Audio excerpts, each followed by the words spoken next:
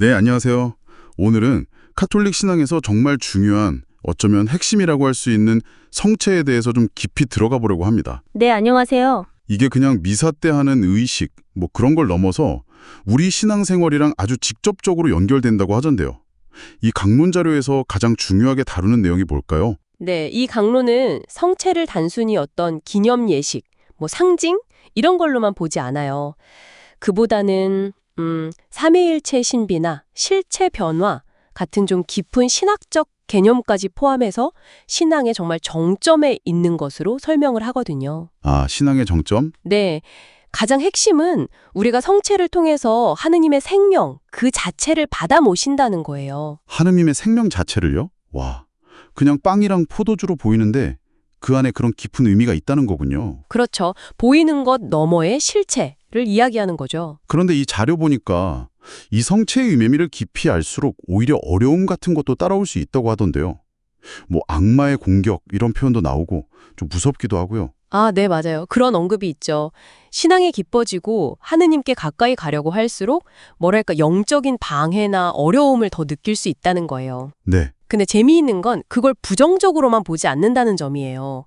오히려 내가 지금 제대로 가고 있구나 하는 어떤 긍정적인 신호로 받아들이라고 강조합니다. 신호요?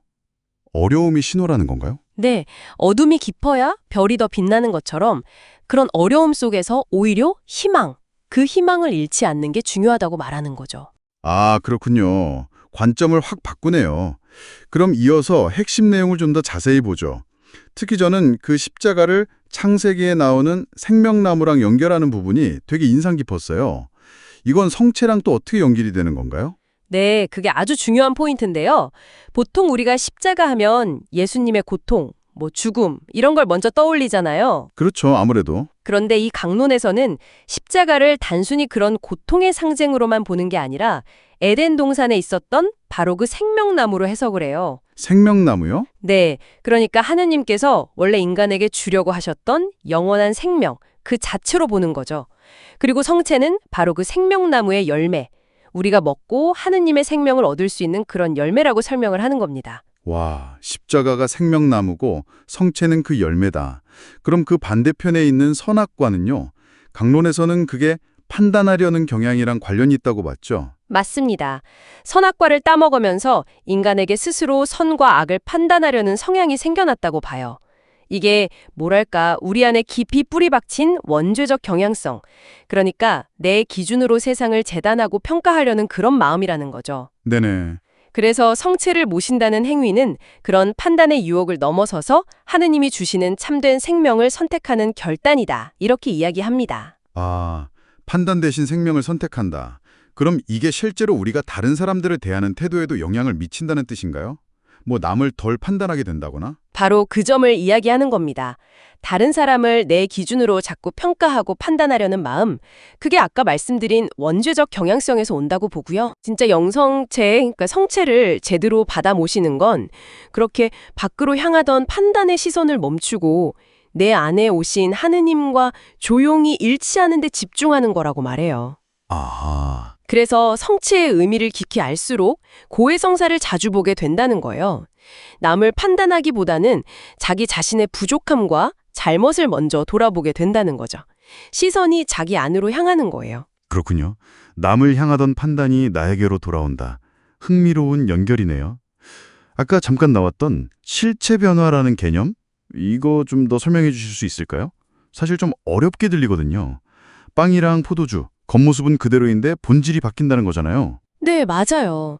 이게 신학적으로도 사실 간단한 개념은 아니죠. 강론에서는 이걸 이렇게 설명해요. 빵과 포도주의 맛이나 형태, 냄새 같은 외적인 모습, 이걸 이제 오요라고도 하는데 이건 변하지 않아요. 네, 겉모습은 그대로죠. 하지만 그 사물의 가장 근본적인 본질, 즉 실체가 그리스도의 몸과 피로 완전히 변화한다는 겁니다. 완전히요? 네, 이게 단순히 겉모습만 영광스럽게 변하는 거룩한 변모, 트랜스피규레이션과는 근본적으로 다르다는 점을 분명히 해요.